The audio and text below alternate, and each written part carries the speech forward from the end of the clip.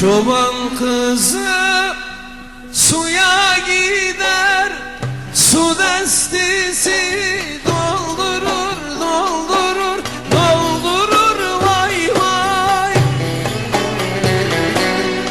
Sudan gelir ak elleri soldurur, lele soldurur.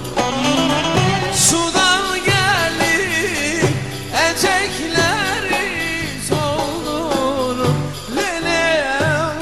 Unuttum sözlerimi.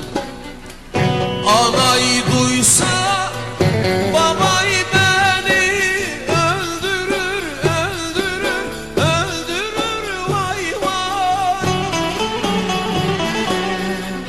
Çoban kızı ben korkmam, senin çoban babaydan, lele babaydan. Vokaller.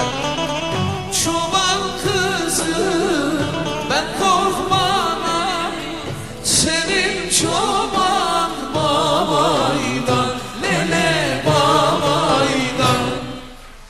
Çok teşekkürler İbrahim Bey, sağ olun. Bu ülkede